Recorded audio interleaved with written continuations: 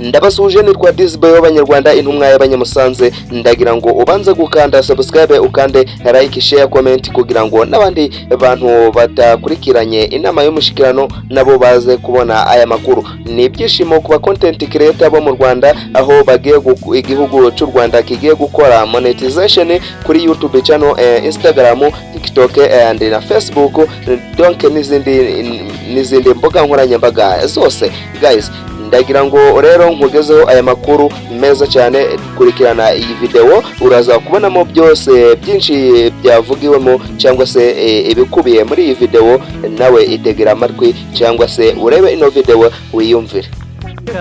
Kambarogoye gatoya ibyo Bruce amaze kuvuga bisabi ntabwo nabyumvise neza. Monetization ya social media y'imbuga nkoranyambaga. Ikibazo rero abantu bahura nacyo mu Rwanda ni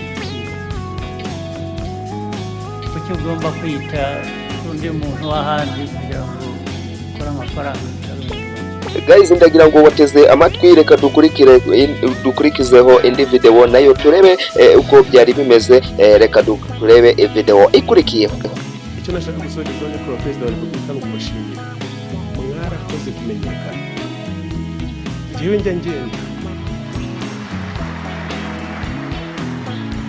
Njyewe ngenda Guys, Bruce Melody yakomeje gusobanura byinshi perezida w'igihugu cy'u Rwanda Paul Kagame. Reka twumve ku ruhande rwa Scovia nawe ico asobanura.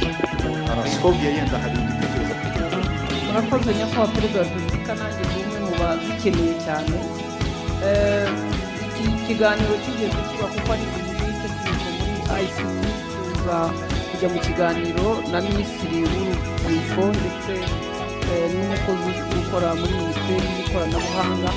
Guys, ndagira ngo twumve umwanzuro waje gufatwa n'abayobozi b'igihugu cy'u Rwanda. Excellency, I think ibintu kubifata twese nk'umukoro companies zose kumva ko social media is also a platform where you can do advertisements kandi nabyo bigira iyo network effect ishobora gufasha baba local content creators bacu. Harimo kutamenya rero ngira ngo Guys, ndagira ngo mwumvise ikibazo Bruce Melody yabajije mu nama y'umushikirano aho yararimo kwaka perezida monetization mu gihugu cyangwa se arimo gusaba monetization kugira ngo imbuga nkoranyambaga zo mu Rwanda zihembwe nazo zibone amafaranga, aho kuza basaba platform zo mu bindi bihugu nabo baze basaba platform zo mu gihugu cyabo cy'u Rwanda.